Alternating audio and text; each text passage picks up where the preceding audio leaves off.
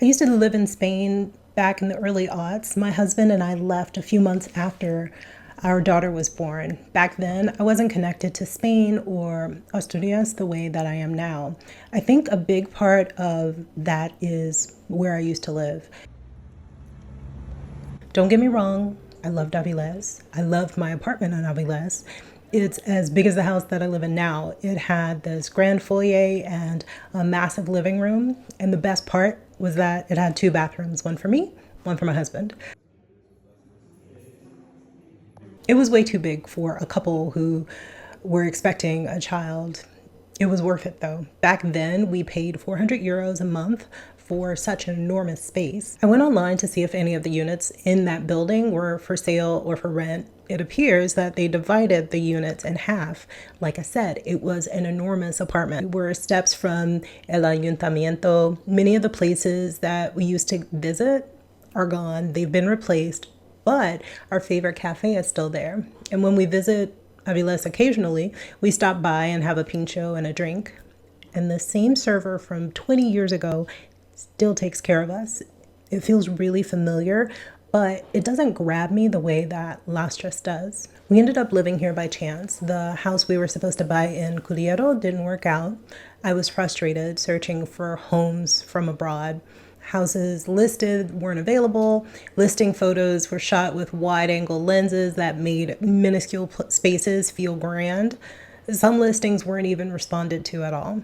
And then Roberto, my husband, showed me the house that we have now. It was everything we were looking for. The only thing that held us back was whether we'd be comfortable in a part of Asturias where we don't have friends and family. Just like with the house in Curiero, we sent friends and family to look at this house. Roberto's father, he wasn't a fan of the house that fell through. And when he saw this house, he was in love. He said it was what we needed. And it turns out that he was right. What we didn't expect was to move here and find a community of people so connected. Lastres is a town that dates back to the medieval times. It was a community of whalers. It's a village where its people understood the need for maritime development, so they actually pooled their money to build out the port. Moving to this area made integration much easier. It doesn't mean it works out this way for everyone. This is my experience.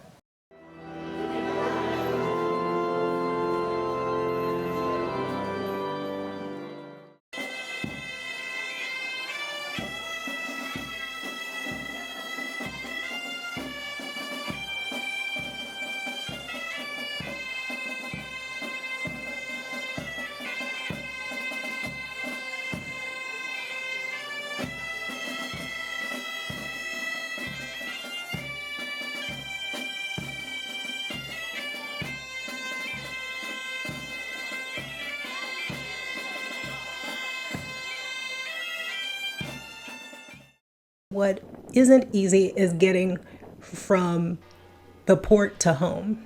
The steps from the port are really steep, and I'm still integrating here. There is one step that eludes me because I am shy as a bunny.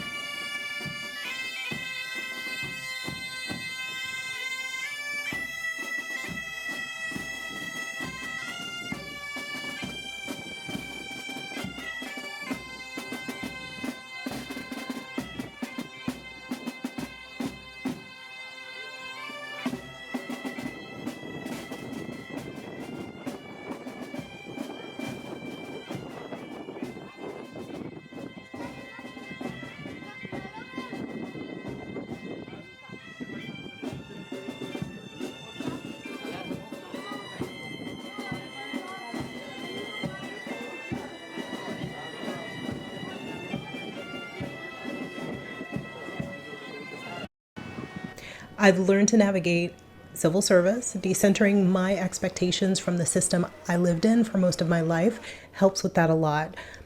It's helpful to check my emails daily for notifications to see if I need to take action on something or if everything has been processed fully.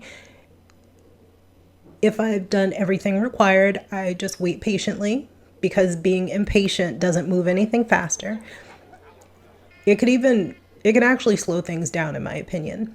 I've grown accustomed to the daily cadence here. I realized a few weeks ago that Sunday is no longer a surprise. The house is ready for a day of rest. It's interesting to come from a place where Christian values are influencing a cultural shift, but there's still little value placed on rest on Sunday.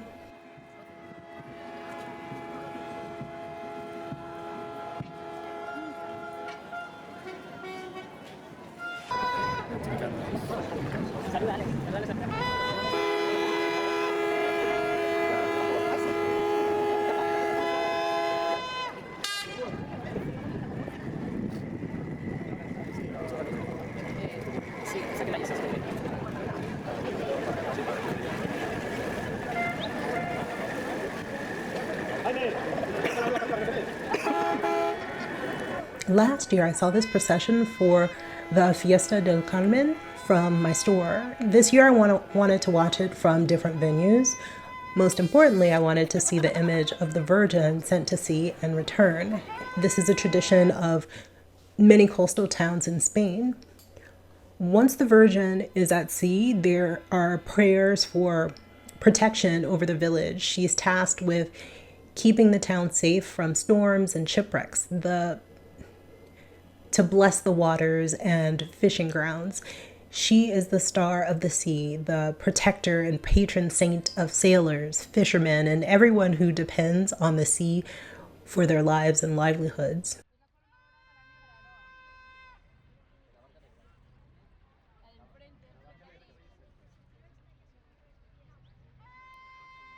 There's something special, something very special about appreciating the views from Lastres' port with other people. From the port, you can really appreciate the view of the water and the different elevations of mountains in the background. And on a clear day, you can see all the way to Santander. The one thing that lets me know that I'm not fully integrated, that keeps me feeling like an outsider, is not speaking Spanish. It's frustrating when you understand what is happening, but you can't contribute to the conversation. It's a perpetual state of cack on your tongue. Part of it is because I'm shy, but I'm realizing that I work in English every day. My other YouTube channel is in English, and the research for those videos is deep and in English. For a time, I practiced my Spanish first thing in the morning, as it's the best time of day for me to be productive.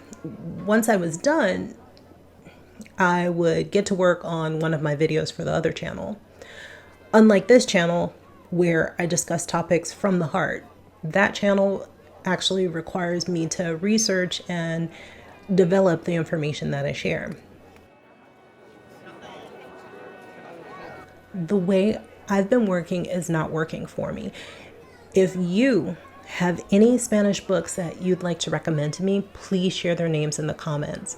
What I intend to do is replace things I enjoy doing with Spanish. I realize that watching television and YouTube in Spanish is not helping me actually speak Spanish. So I've decided to read aloud to allow my tongue to form the words. I'm looking for a book that will hook my interest. I am looking for fiction with a compelling story that's not overly complex or difficult to read. From the book, I can select phrases to practice every day. I truly appreciate any suggestions that you can send to me.